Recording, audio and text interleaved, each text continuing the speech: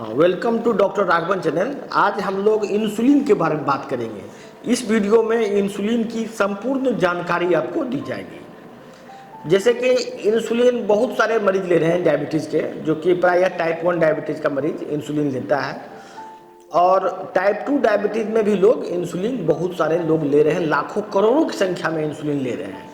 खास करके जो लोग एंडोक्राइनोलॉजिस्ट से इलाज करा रहे हैं और देखेंगे कि वो insulin 20 unit, 25 unit, 40 unit, 80 unit तक मैंने देखा है लोग को लेते हुए। कोई कोई आदमी दिन में 5 बार इंसुलिन ले रहा है, जैसे सुबह में ले रहा है, दोपहर में ले रहा है, रात को ले रहा है। कोई आदमी रात को long acting insulin 20 unit, 30 unit ले रहा है, ग्लार्जिन इंसुलिन। लेकिन इंसुलिन लेने से शुगर कंट्रोल होगा कि नहीं होगा, ये काफ़ी दुविधा रहती है। इसी बात पर हम लोग इंसुलिन के बारे में डिटेल्स में जानकारी प्राप्त करेंगे। सबसे पहले जानिए इंसुलिन क्या है। इंसुलिन एक हार्मोन है जिसका मुख्य काम है शुगर को सेल के अंदर ले जाना, और फिर सेल के अंदर जाके फिर बहुत सारा रिएक्शन के बाद उससे एनर्जी प्रोड्यूस होता है। तो इंसुलिन का एक यही काम है कि ब्लड से सेल के अंदर ले जाना इंसुलिन को, शुगर को। तो सबसे पहला इंसुलिन काम कैसे करता है, वो उसका एक इंसुलिन का टाइम पीरियड होता है 12 घंटा। जैसे सपोज कीजिए इंसुलिन अभी वो लिया या इंसुलिन बॉडी में रिलीज हुआ, तो 12 घंटा तक वो इंसुलिन रिसेप्टर से बाइंड रहता है और वो काम करता है।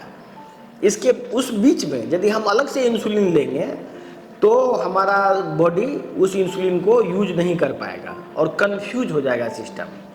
अब समझिए, जैसे कि बहुत सारे लोग ले रहे हैं लॉन्ग एक्टिंग इंसुलिन, कुछ लोग ले रहे हैं शॉर्ट एक्टिंग। तो इस तरह से लॉन्ग एक्टिंग इंसुलिन एक यूजलेस बात हो जाती है। इंसुलिन के फिजियोलॉजी में जो गॉड का बनाया हुआ ये जो शरीर है, उस शरीर में इंसुलिन सिर्फ 2 बार ही रिलीज होता है पेनक्रियाज से, या यदि रिलीज भी होता है तो वो 12 घंटा तक रिसेप्टर से बाइंड रहता है। 12 घंटे के बाद जब रिसेप्टर फ्री होता है तब जाके दूसरा इंसुलिन उस पर काम कर सकता है। तो जो लोग दिन में 5 बार इंसुलिन ले रहे हैं या 30-70 लॉन्ग एक्टिंग इंसुलिन ले रहे हैं, उसका क्या मीनिंग है? कुछ लोग इंसुलिन पंप लगा लेते हैं बॉडी में। इंसुलिन पंप क्या होता है? ये इंट्राडर्मल पंप होता है, स्किन के नीचे लगाया जाता है, और ब्लड में जैसे शुगर का मात्रा बढ़ता है वहां से इंसुलिन रिलीज हो जाता है। ये शुगर का मात्रा बढ़ा इंसुलिन रिलीज हुआ, मतलब दिन भर में 100-200 बार वो रिलीज करता है इंसुलिन को। फिजियोलॉजिकली यदि आप देखें तो ये इंसुलिन ऐसे काम नहीं करता शरीर में। एक तो ये हुआ इंसुलिन का, आप समझ गए कि इंसुलिन क्या है। इंसुलिन का जो मेन काम है वो है शुगर मॉलिक्यूल या ग्लूकोज मॉलिक्यूल को सेल के अंदर ले जाना, और सेल के अंदर ले जाने में एक बार जब इंसुलिन का सड़ जाता है तो उस समय में इंसुलिन जो रिलीज होता है वो सभी रिसेप्टर से बाइंड कर लेता है। उस शुगर को जो रिलीज हो रहा है, जो बॉडी में आया है खाने के द्वारा, उसको फिर वो सेल के अंदर ले जाता है। ये है प्रोसेस इंसुलिन का। लेकिन वो इंसुलिन का जो मेटाबॉलिज्म है, जो उसका फिजियोलॉजी है, उसके तहत एक बार वो रिसेप्टर से बाइंड करके 12 घंटा तक दोबारा एक्टिव नहीं हो सकता है, और फिर 12 घंटे बाद फिर वो रिसेप्टर खाली होगा तो फिर दूसरा इंसुलिन से अटैच होगा। इंसुलिन का जो वर्क है वो सर्ज में होता है। जैसे इंसुलिन रिलीज हुआ, काम हुआ, फिर वो बंद हो जाएगा, एक साथ रिलीज होता है। इंसुलिन का ब्लड में कंटिन्यूअस लेवल मेंटेन होने का कोई नियम नहीं है। बॉडी उस ढंग से काम नहीं कर सकता है। बॉडी में इंसुलिन का लेवल हायर लेवल पे मैनेज होना ये एक गलत सिस्टम है। एक तो ये हुआ।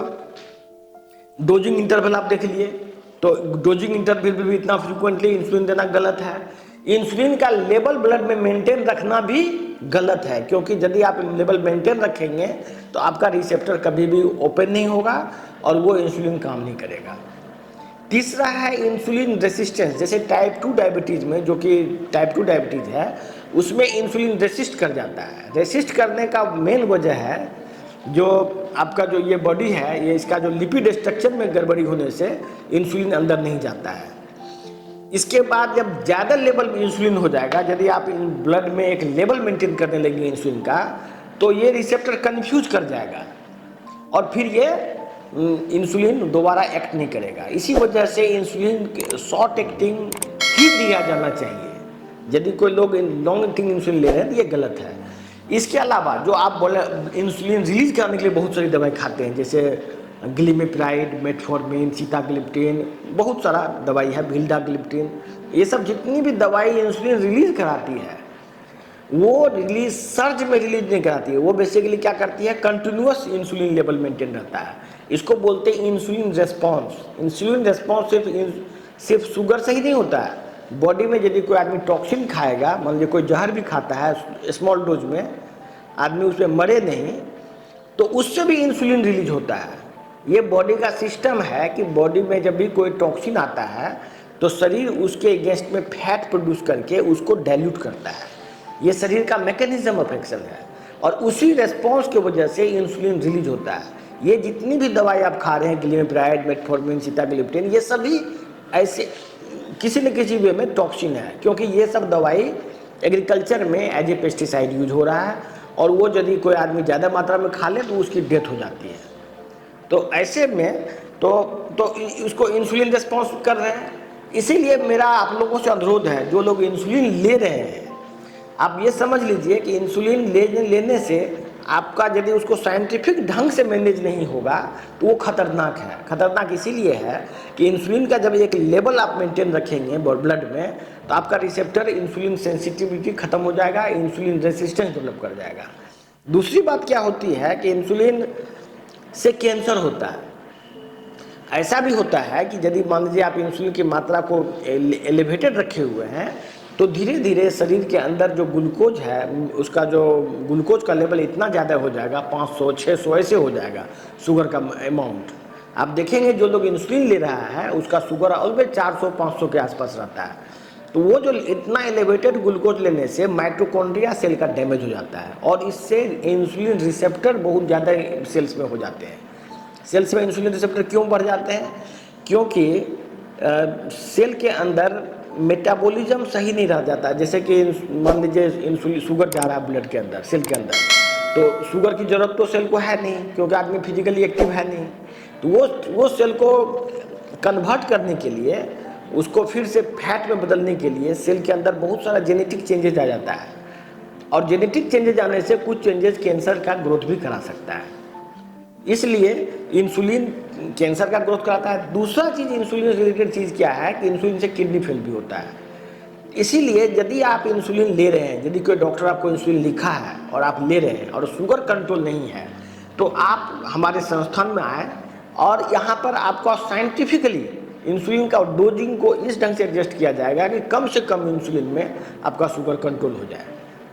और यही वजह है कि विदेशों में टाइप 2 डायबिटीज में इंसुलिन बिल्कुल कॉन्ट्राइंडिकेटेड माना जाता है, इंसुलिन नहीं दिया जाता है। यदि आपको कोई क्वेश्चन हो तो आप कमेंट पे लिखें, हम आपका प्रॉब्लम का सॉल्व करेंगे, उस पर फिर नया वीडियो लाएंगे। धन्यवाद।